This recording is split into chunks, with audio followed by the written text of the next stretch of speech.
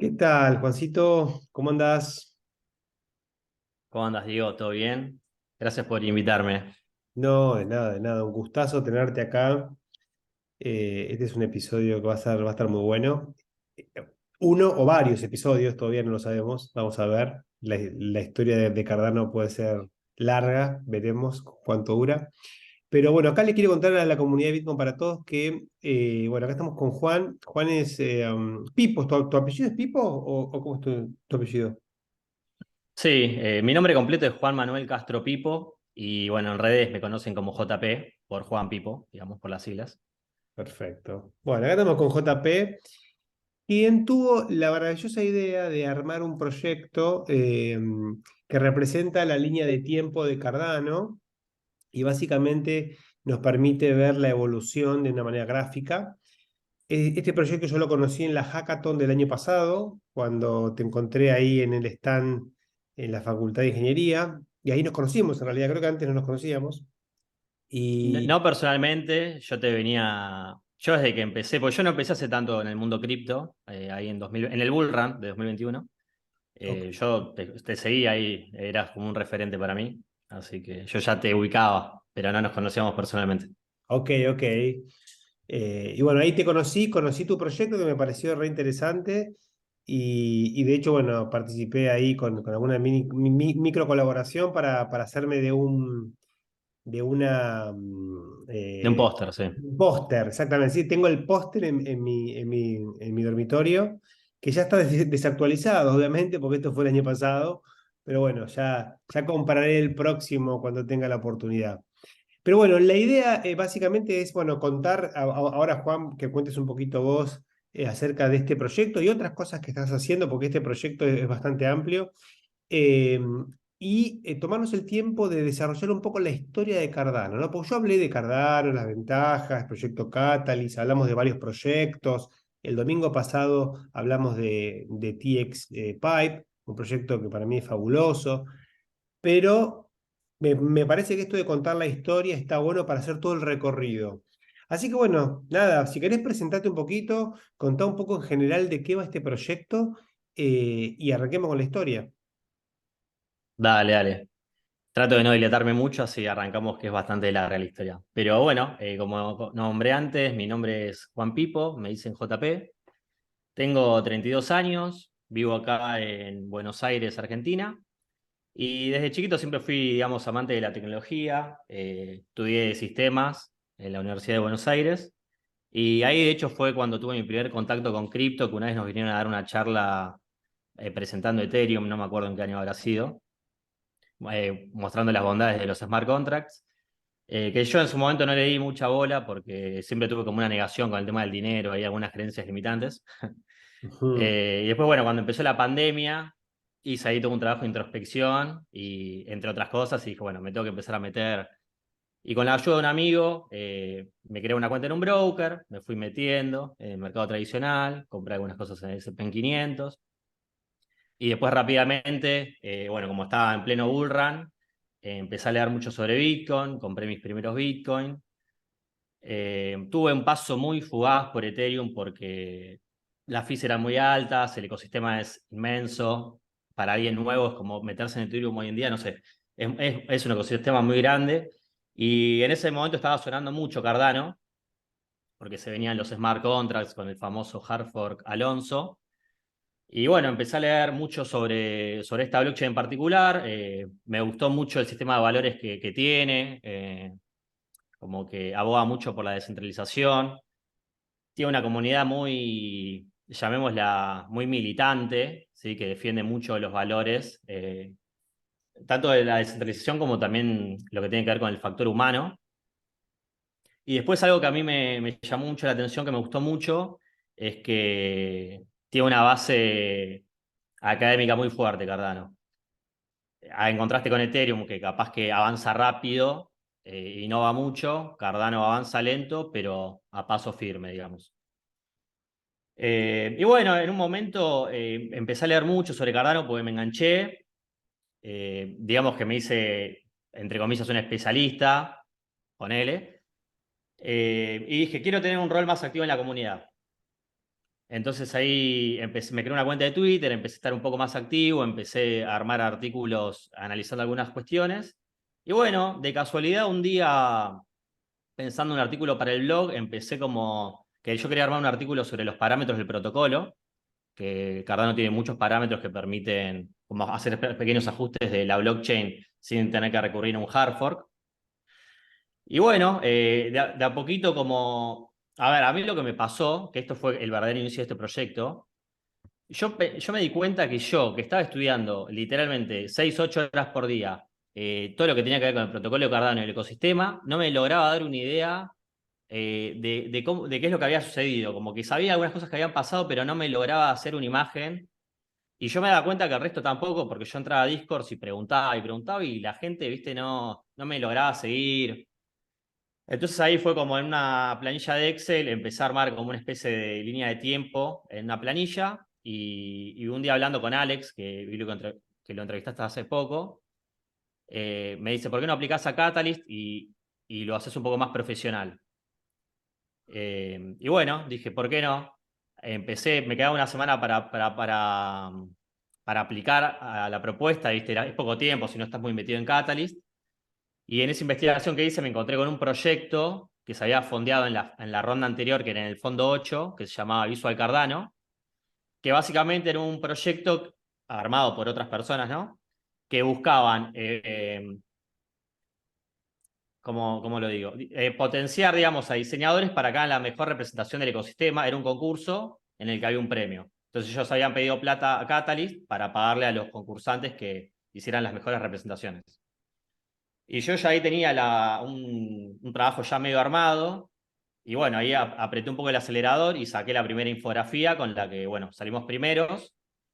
Eh, a la comunidad le encantó, la verdad. Ahí fue donde me di cuenta que realmente esto sirve, porque me di cuenta que mucha gente que era referente del ecosistema no tenía muy claro tampoco cómo había sido la historia.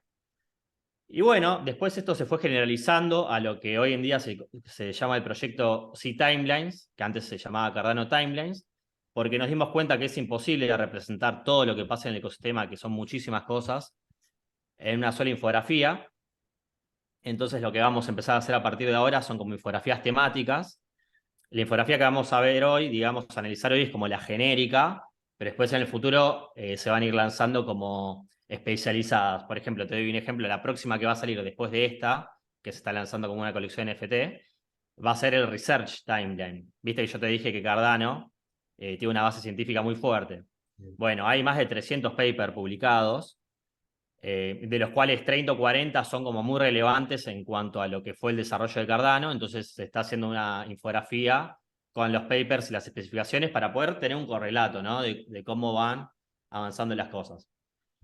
Y bueno, no me quiero extender tampoco mucho más, así que Bueno, pero si bien, te bien. parece Digamos, empezamos a... básicamente, digamos, vos lo que encontraste es la oportunidad de aportar un valor, digamos, haciendo Exactamente. una bitácora de Cardano, cosa que no he visto en otros protocolos, y me parece nada, fabuloso. Así que dale, dale nomás, arranca nomás. Bueno, a ver, arrancamos. Bueno, más o menos la historia de Cardano arranca en 2015, ¿sí? En lo que yo llamo la era pre-Byron, que no es del roadmap oficial, pero digamos es de antes que arranque la blockchain a operar. Entre 2015 y 2017, digamos que se conforman las tres entidades fundadoras. Está IOG, Emurgo y la Cardano Foundation. IOG como la pata que se encarga del desarrollo del core del protocolo. Emurgo como la pata, llamémosla la pata más comercial.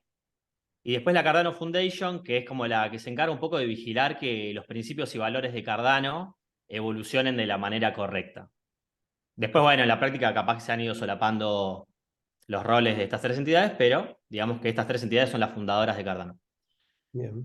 Después, a mediados de 2017, se publica el paper de Ouroboros, que no es un detalle menor, porque para la gente que no sepa, es el segundo paper académico más citado dentro de lo que es el mundo blockchain, después de obviamente el white paper de Bitcoin, como para que tengan una idea de la relevancia del paper de Ouroboros, que es el que plantea el protocolo de consenso de de Cardano, ¿no? Básicamente, digamos, es el equivalente, digamos, al white paper de Satoshi Nakamoto para Bitcoin, ¿no? Que explica el protocolo de Bitcoin. Este explicaba, entre comillas, el protocolo de consenso que iba a utilizar Cardano, ¿no? Exactamente.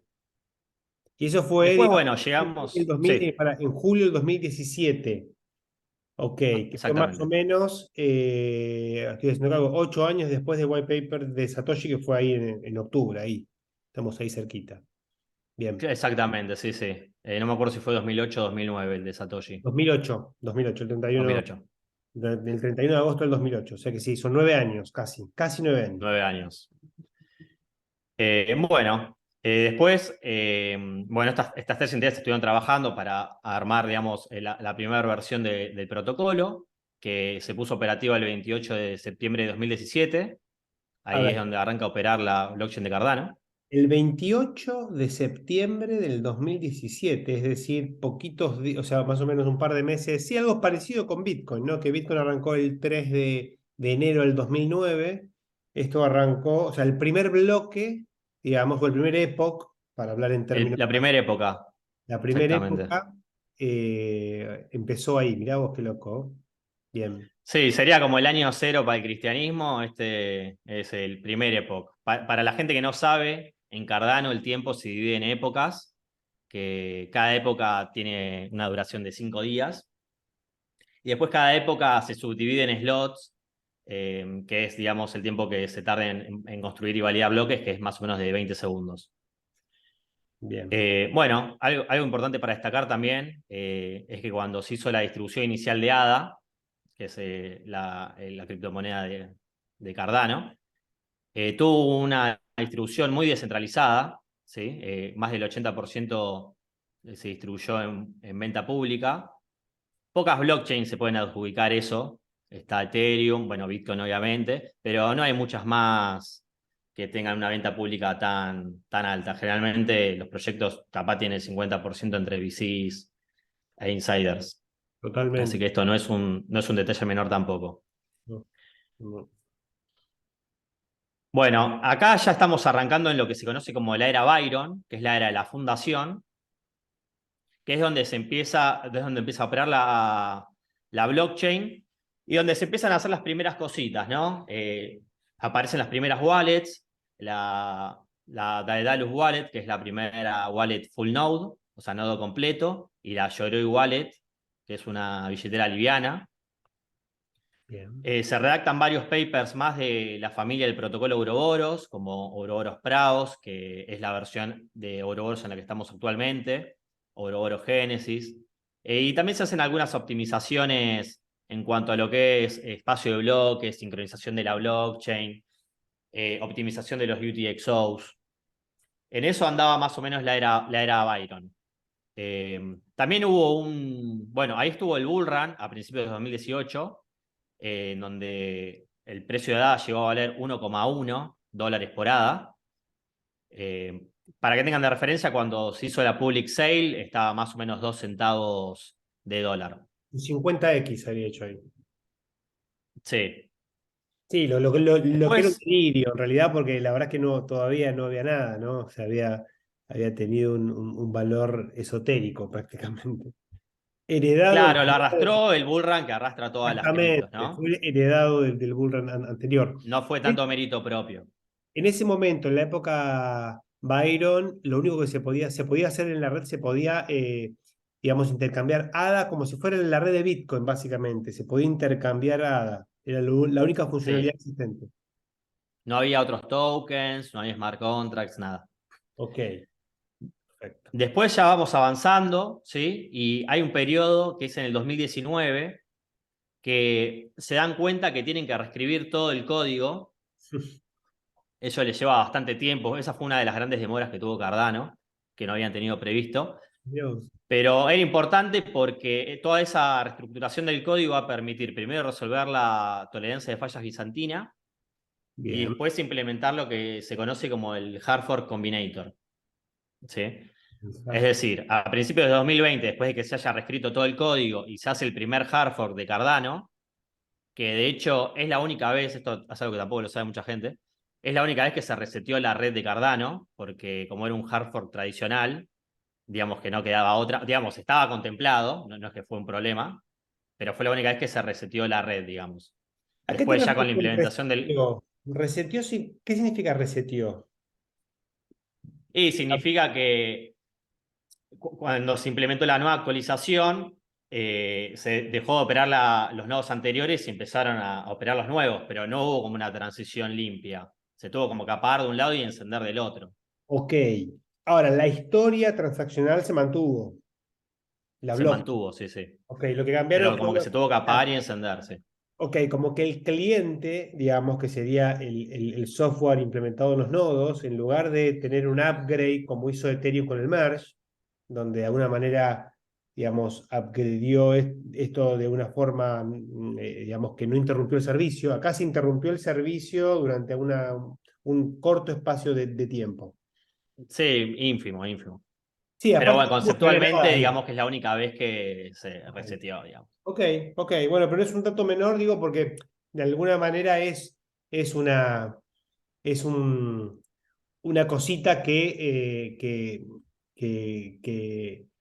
a ver, era muy verde el momento, pero bueno, hubo redes que nunca se resetearon, como Bitcoin, por ejemplo. Bitcoin empezó y nunca más se pudo apagar, eso no se puede apagar, eso no hay forma de apagarlo. Esto se apagó una vez y se prendió rápidamente, digamos.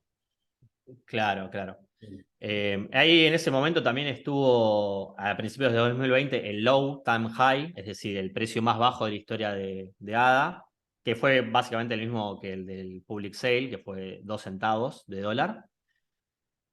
Y bueno, y acá ya estaríamos entrando en lo que es la era Jelly con este hard fork que te mencioné antes, en donde se cambió el protocolo de consenso a Ouroboros BFT, que es el que resuelve la tolerancia bizantina.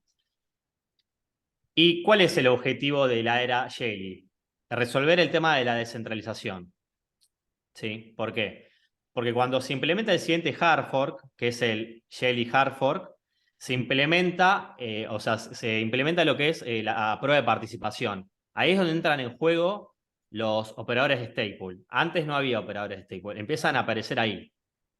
¿Era un servicio Y centralizado empieza todo el antes? sistema de delegaciones.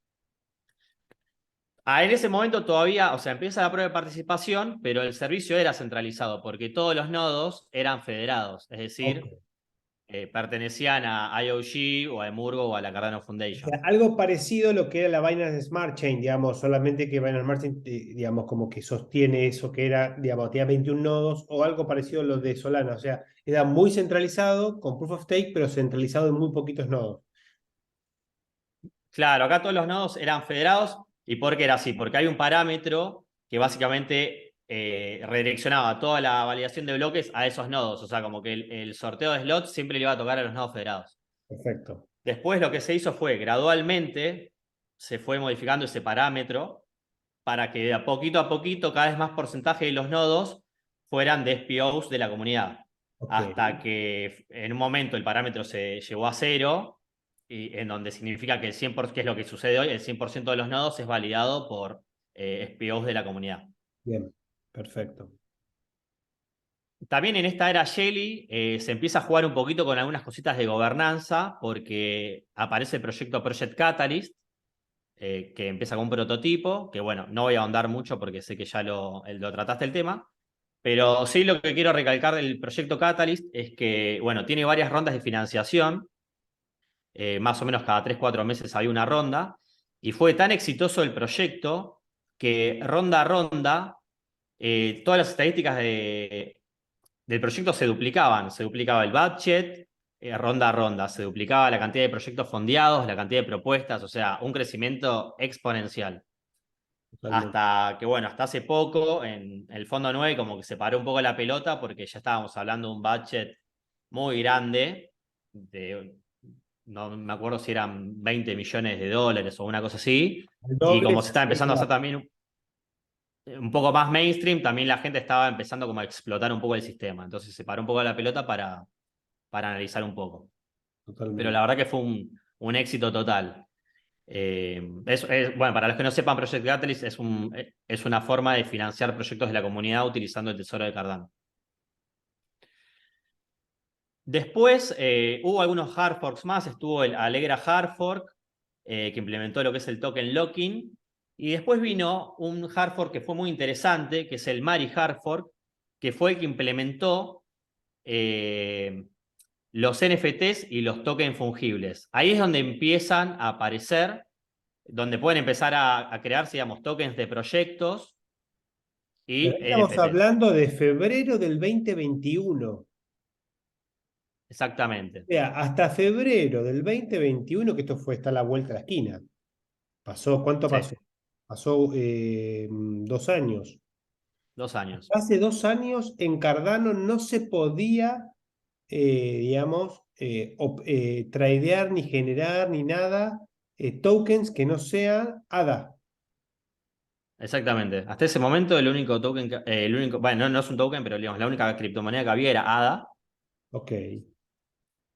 Recién ahí, Eh, recién en marzo del 2021, que es cuando empezaron las colecciones de NFT como la de Spacebar y la de, perdón, claro, la primera fue bueno, cosa, la primera fue Berry, Berry. que ni lentos ni perezosos a las 3 4 horas de que se hizo el hard fork, ya lanzaron la colección. Te imaginarás que en ese momento no había marketplace, no había nada, estaban como muy metidos en la Matrix y lanzaron la colección. Y después sí, empezaron a salir otras colecciones como Space Bus y varias más que conocemos. Bien. Después, un tiempo después, bueno, en esta parte con el Mari Harford es donde empieza a gestarse un poco lo que es la era de Goguen, que es la era de los smart contracts, que Perdón, tiene su punto culmine cuando llega el Alonso Harford, que es el que permite implementar los smart contracts. Sí, decime.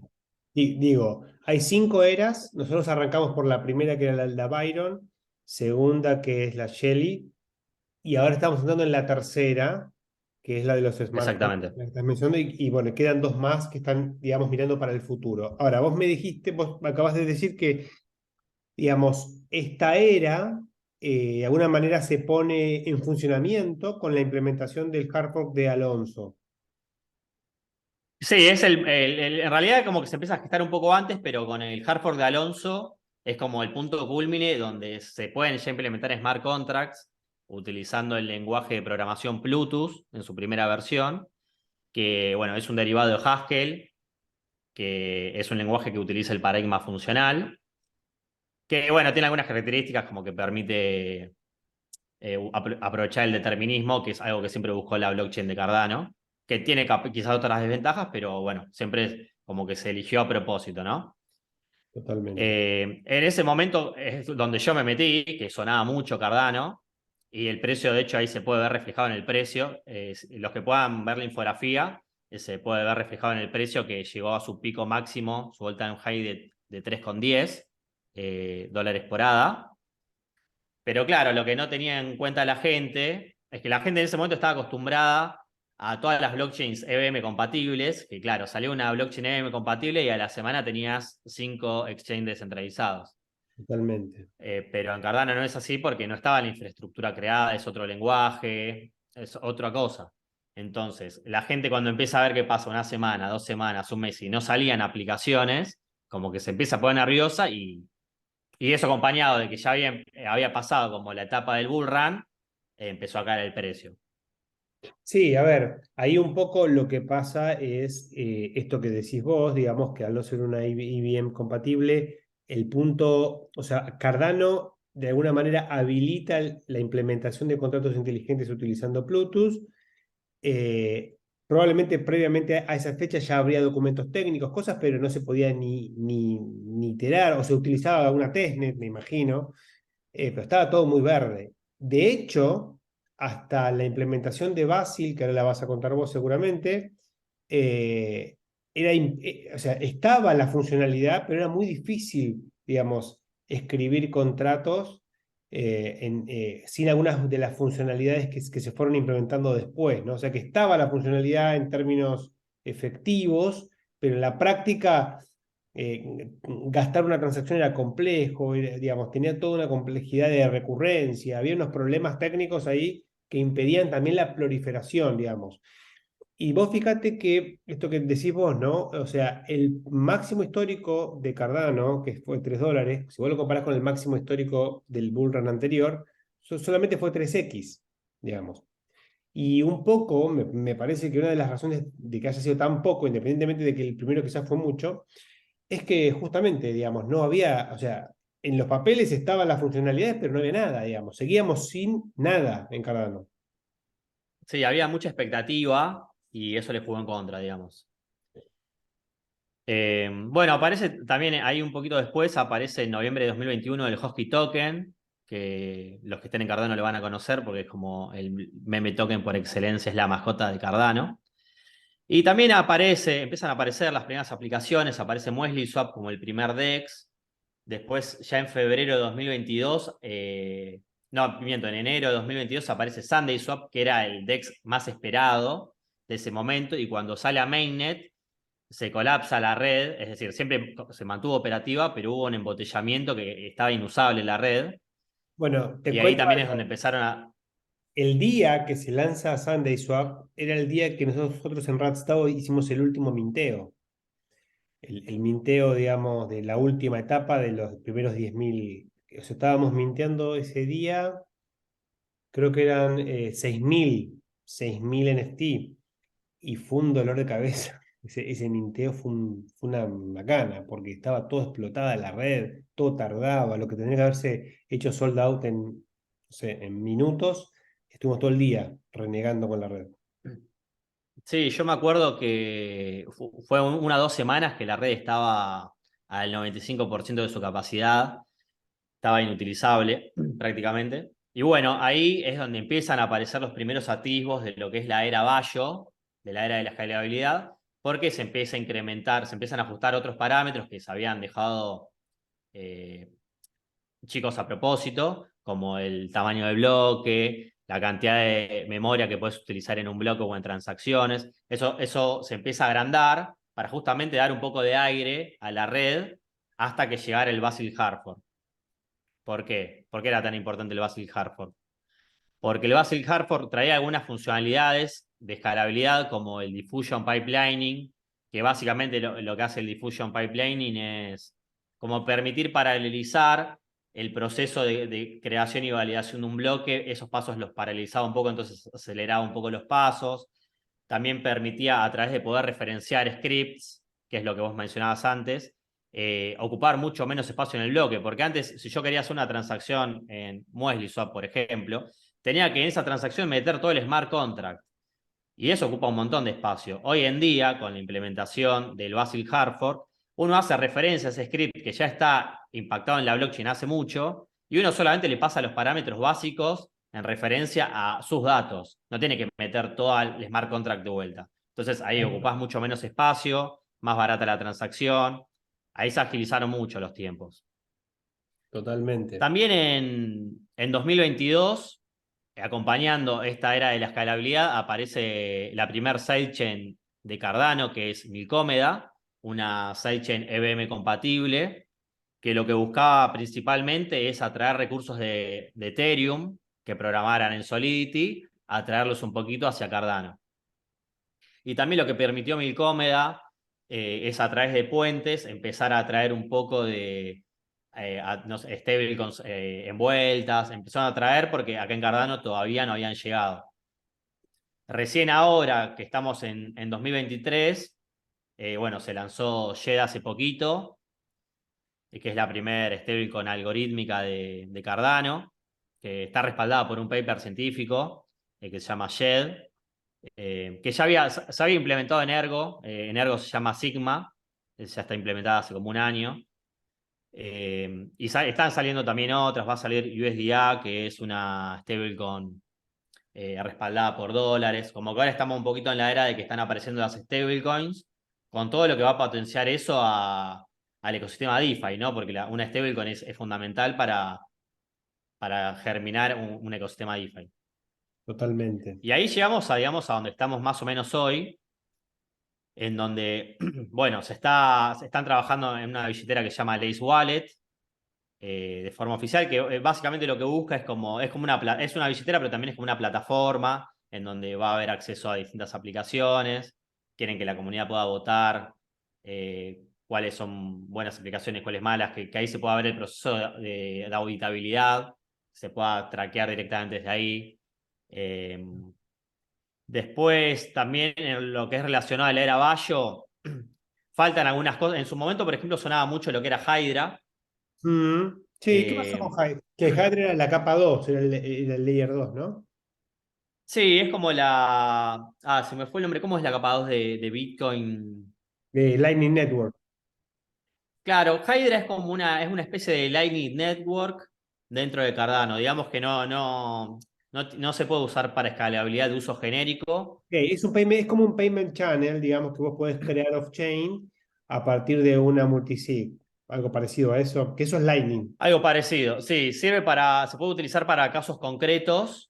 Por ejemplo, no sé, para un juego de póker, por ejemplo, se podría usar estupendamente Hydra, pero para casos genéricos no. Ok. Eh, pero va, Bueno, pero va a permitir el día que se termine. Ya está casi por salir igual, está creo que en la versión 0.8 o 0.9. No le queda mucho para que se bueno, empiecen a hacer dice las que primeras en implementaciones. Bitcoin vos tenés que, a ver, ¿por qué es válida la comparación con Bitcoin? Porque ambas son blockchains UTXO, ¿no? Entonces tienen la misma arquitectura de capa uno. En Bitcoin, ahora con Taproot, se está empezando a utilizar lo que se llama RGB, que es la capa 2 de Smart Contract, que para Bitcoin sería como la capa 2 de Smart Contract, para Cardano algo parecido podría ser como una capa 2 de uso genérico, ¿no? Mientras que la Lightning Network es una capa 2 específica para hacer payment channels, básicamente crear canales de pago, y algo parecido con un poquito más de lógica por tener una capa uno, digamos, más robusta, debe ser Sí. Hydra, que no lo estudie todavía, pero que, bueno, evidentemente va por ahí, ¿no? Sí, la diferencia, lo que tiene Hydra es que es como que el grupo de personas que puede estar como en ese canal rápido es como un grupo acotado y si alguien se quiere salir se tienen que cerrar todos los canales, Bueno, es por lo menos con la parecido. primera implementación de Hydra.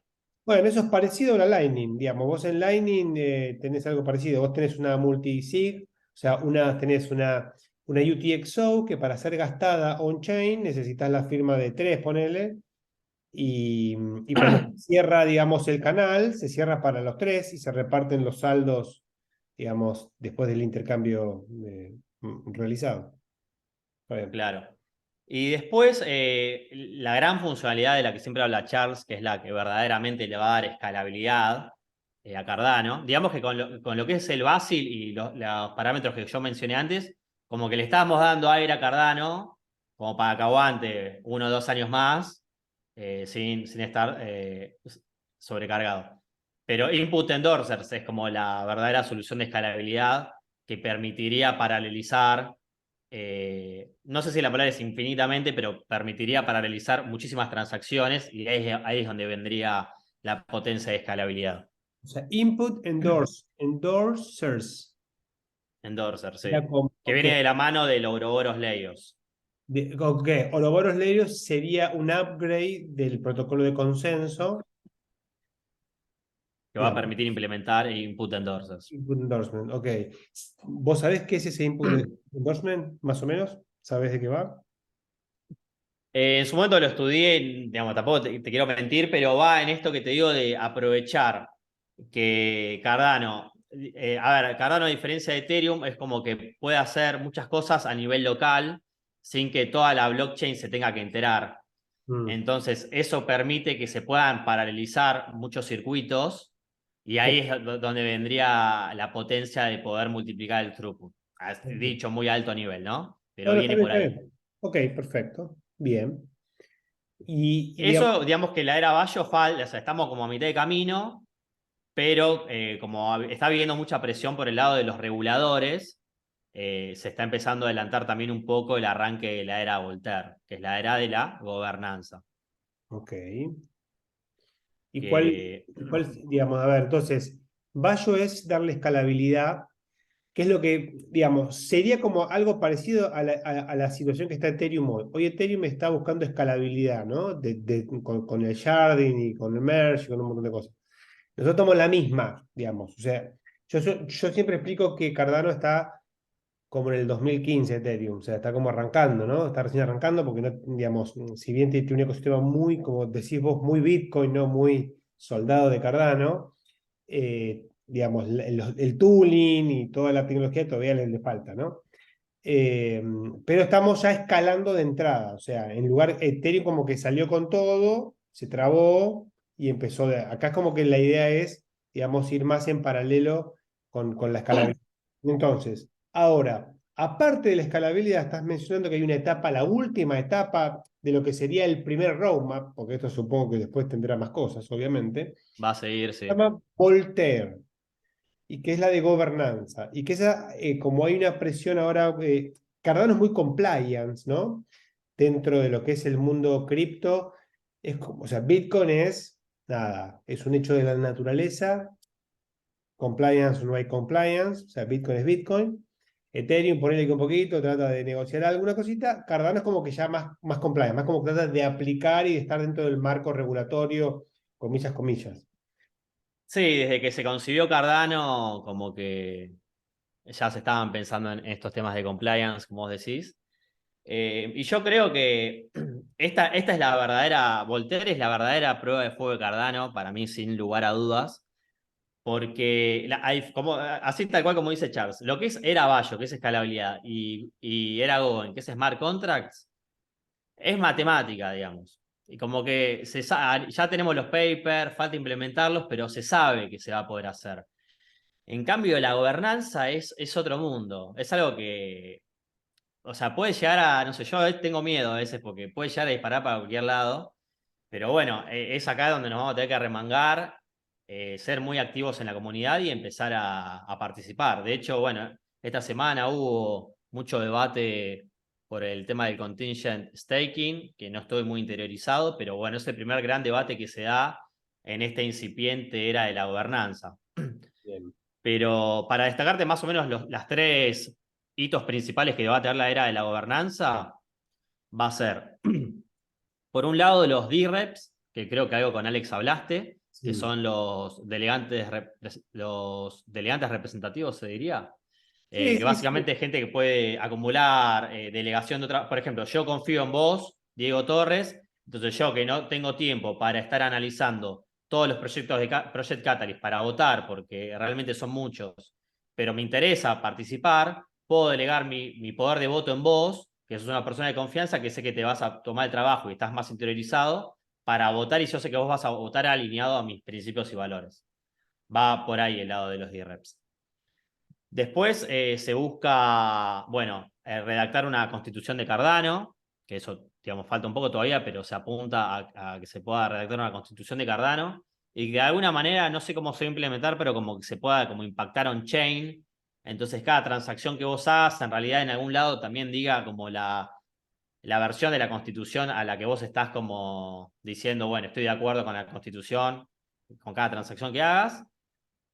Y después la tercera pata, que por ahora se llama MBO, que es Members Based Organization, es la forma en la que se va a organizar un poco la gobernanza. Digamos que hasta ahora las tres entidades fundadoras eran las que se encargaban, Emurgo, IOG y la Cardano Foundation son las que más o menos se encargaban de la gobernanza. Lo que se quiere hacer es un sistema en el que haya como comités especializados, por darte un ejemplo, un comité de gobernanza, un comité de SIPs, un SIP es un Cardano Improvement Proposal, entonces en esos comités va a haber gente especializada, ¿sí? En esas temáticas, y esos comités van a definir un poco, bueno, esta es la propuesta que se quiere hacer. Y después la comunidad, con su poder de voto, va a votar si esas propuestas de los comités se implementan o no. Un Bien. poquito, más o menos sería así el mecanismo, por lo menos por lo que entendí yo, de cómo funcionaría el Members Based Organization. Ok. Eh, y después, bueno, tenemos algo que a mí me interesa bastante, que yo en su momento trabajé mucho, ahora, bueno, lo dejé porque me metí con este proyecto, pero era una tabla de descentralización en la que se pudiera comparar a las distintas blockchains de distintas clasificaciones, ya sea distribución geográfica de los nodos, distribución inicial del token, a nivel energía. Bueno, hay muchos parámetros que se pueden analizar para ver cuán descentralizada es en una blockchain. Y yo en su momento hice algunas tablas comparativas, pero hace un tiempo hace poquito se publicó un paper, que no me acuerdo el nombre, pero justamente establece cómo hacer este análisis para hacerlo de una manera académica y procedural. Y en base a ese paper es que se va dentro de un tiempo a publicar el Edinburgh Decentralization Index, Oh, que bien. lo va a hacer, bueno, la Universidad de Edimburgo. Y es más o menos lo mismo que había hecho yo, pero digamos de una forma un poquito más profesional. Una forma de poder medir el índice de descentralización de las blockchains. También qué interesante. Está muy piola. Ese es un tema que me interesa en particular, ¿no? Porque yo siempre hablo de descentralización y los diferentes vectores que tiene, entender realmente qué es estar descentralizado es muy complejo, digamos, no hay una variable, ¿no? Y este índice puede ayudar, digamos, a tener un poco de luz, ¿no? Tampoco hipersimplificando, ¿no? Porque obviamente ese No, índice... más o menos divide en 8 categorías Ok, lo que es la descentralización, la distribución. No me acuerdo bien cómo era, pero era el tema de hardware, distribución de los nodos, la bien, gente y la geografía, como que había algunos temillas ahí y se lo trata de segmentar. bien. Y algo que no mencioné que se anunció hace poco, y es un poco parte del Aero esto también, es la sidechain Midnight, que es una sidechain no sé cuándo saldrá en Mainnet, imagino que faltan un par de meses todavía, pero es una sidechain que tiene por objetivo todo lo que es data protection. O sea, va por el lado de la privacidad esta Ah, mirá sidechain. vos. Ah, Es mira. como si fuera una especie de Monero Sí, dentro de pedido. Cardano. Piola. Sí, sí. Bien. Y está armado de tal manera que en realidad la validación de esta sidechain la van a hacer los SPO de Cardano. Es como que es una sidechain, pero está más enganchada que una cadena lateral habitual. Porque los nodos de Cardano son los que van a proteger la sidechain y uno que, por ejemplo, si yo voy a delegar en un SPO que protege Midnight, además de recibir ADA, voy a recibir el token de Midnight, que si no mal no recuerdo se llama Dust, como tierra. Sí. Vas a recibir también ese token. Está bien, algo parecido a lo que hace RCK con Bitcoin. RCK es esta sidechain de Bitcoin que lo que hace es su mecanismo de consenso depende de los mismos mineros que minan Bitcoin. Entonces genera un Claro, incentivo una idea muy parecida, pero llevada como a la prueba de participación, pero claro, una idea muy parecida, sí. muy piola. Está muy bien. Che, bueno, bien, bien, bien, Y bien. ¿Qué más bueno, y tenés? más o menos tenemos un Un panorama. paneo de la historia hasta hoy en día de la historia de Cardano. Sí, a ver, la verdad que nada, esto lo hicimos así muy rápido, no hablamos ni de aplicaciones, no hablamos de nada, simplemente específicamente de lo que pasó en Cardano y ya es un montón, ¿no? Ya que creo que vamos 45 minutos de charla, así que bueno, nada, es probable que cuando tengas los próximos timelines podamos hacer como un doble clic en diferentes temáticas, como comentabas vos. Supongo que en alguna estará RapsDAO, me imagino, o espero En que algún lado va a aparecer en seguramente, algún sí. lado va a aparecer. Y bueno, a ver, contanos un poquito tema de NFTs, qué vas a lanzar, estás con algunas cositas ahí en la gatera, ¿de qué se trata? Bueno, sí, te comento. Básicamente, la primera infografía de Cardano salió publicada el año pasado, a mediados de año, con el concurso que te comenté. De hecho, vos tenés el póster de esa Sí. infografía.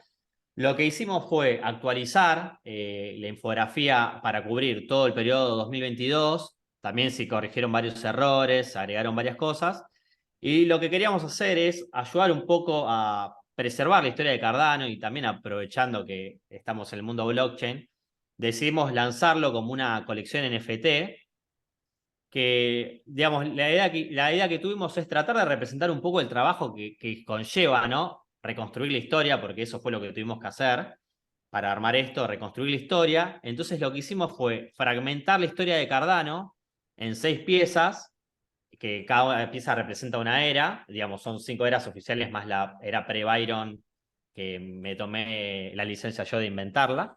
Mm, Y lo armamos como si fuera una suerte de álbum de figuritas. La idea es que el usuario junte los 6 fragmentos, cada fragmento tiene este segmento de la infografía, y las personas que logren juntar las 6 piezas, en un momento determinado va a haber un snapshot, ¿sí? Para identificar qué wallets juntaron los 6 fragmentos, y a esas personas se les va a airdropear un NFT especial, que es el que realmente tiene la infografía completa, y es el que yo creo que en el futuro va a tener realmente valor, porque el otro día Rodri, estábamos hablando con Rodri de Individuo Digital, me dijo una palabra que me hizo mucho, como que me hizo mucho sentido. Me dijo, es como, me siento el Indiana Jones del Mm, mundo digital, porque es como que esto en el futuro, yo creo que va a ser a un punto como una reliquia de los primeros inicios de Cardano, en donde se registra y se resguarda la historia.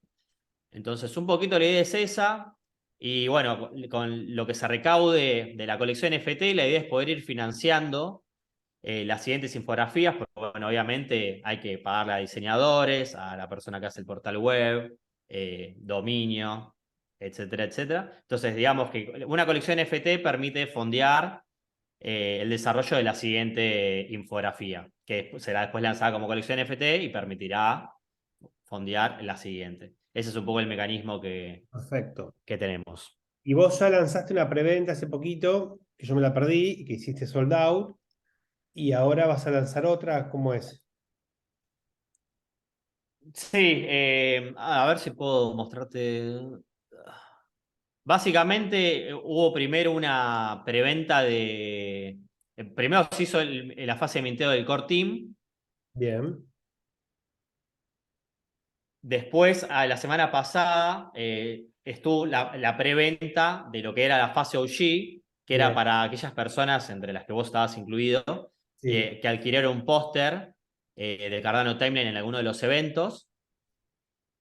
Después, estamos ahora como en un proceso de giveaway, repartiendo un poco para democratizar un poco. La idea es repartir entre miembros de algunas comunidades amigas bien. eh, algunos NFTs de la colección. Y ahora próximamente se va a hacer por Twitter una whitelist en donde va a ser la siguiente fase de minteo. Y después ya, después de esa fase de minteo, que obviamente cualquiera va a poder participar si aplica a la whitelist, digamos, que se va a hacer por Twitter, así que estén atentos.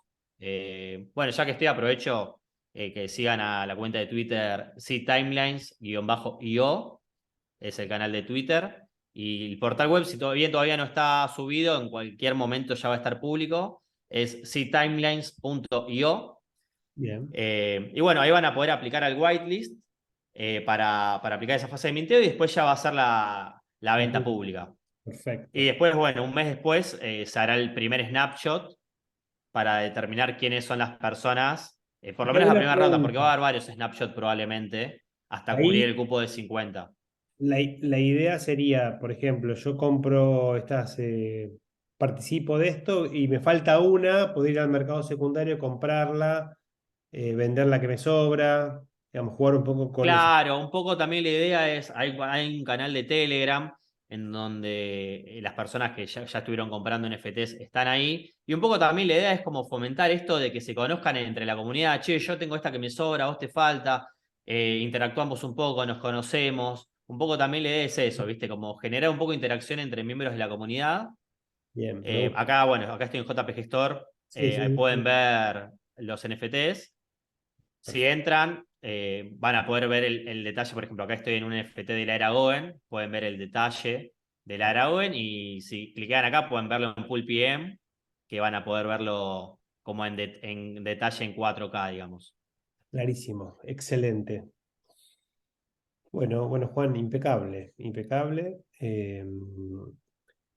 Te felicito por el proyecto, la verdad que creo que es un proyecto súper creativo.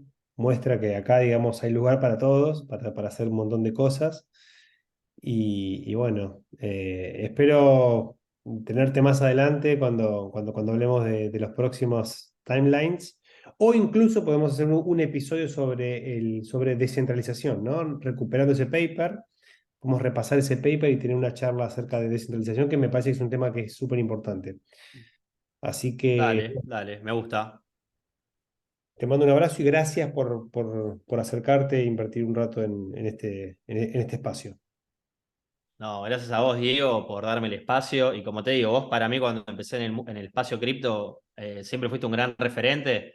Así que poder estar acá explicando un poco de lo que mamé y aprendí, digerido para la gente, para mí es un orgullo. Así que gracias a vos. Qué bueno, qué lindo escuchar eso. Gracias, gracias. Chau, chau. Dale, te mando un saludo, Diego.